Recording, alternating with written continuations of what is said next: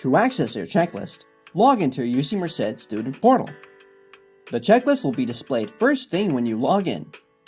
In this video, our primary focus will be to teach you on how to understand the functionality of your personalized checklist, which is the best resource for knowing your responsibilities as a UC Merced student.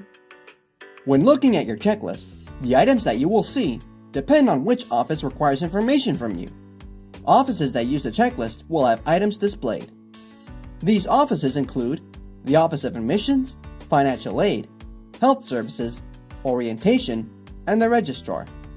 Please note that there are some offices that are not yet a part of the checklist tool. These offices include the Care Office, Housing, and Academic Advising. These offices will require you to complete items before you can be a student at UC Merced. For those items, be on the lookout for an email regarding how to complete them. Notice the columns on your checklist. Each one details a specific aspect of each item in your checklist. The star column gives an icon symbolizing the state of your checklist item. The requirement column gives you the title of the item you need to complete.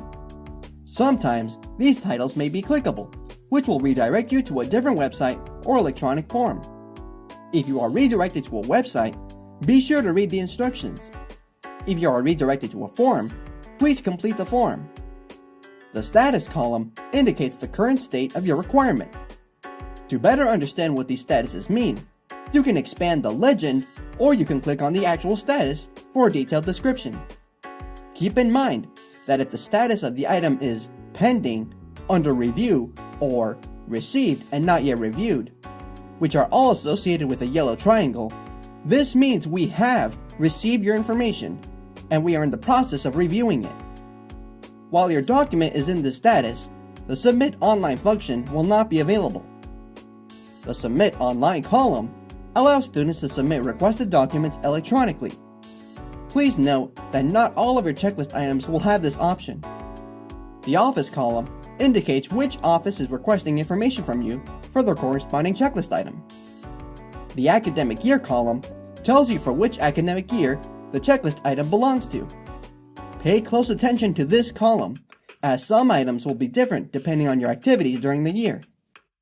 And the Deadline column gives a date for when you must submit your information by.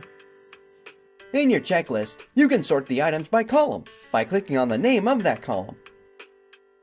Under the main checklist is the Completed Items section. By expanding this section, you can see which checklist items you have completed for which office and for what year. This section will continue to add more items as you complete them inside your main checklist along the way.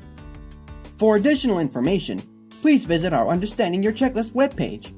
You can access this page by clicking on any of the actual statuses next to any item listed in your checklist. You can also click on the blue I button next to any item for additional information. If at any point you submit incorrect or incomplete information, your checklist item will update to notify you. Please check your email for detailed instructions on how to fix the issue. If you know you submitted incorrect documents and need to correct the issue, please contact the Students First Center.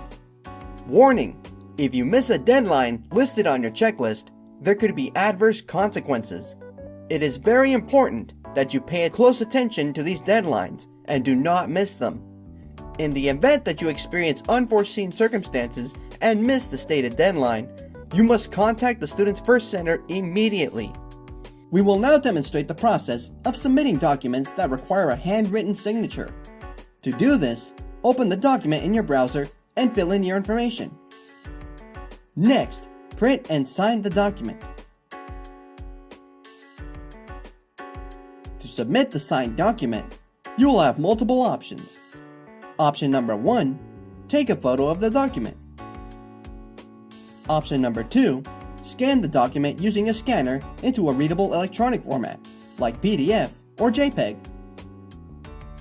Option number 3, use a scanning app on your mobile device to scan the document.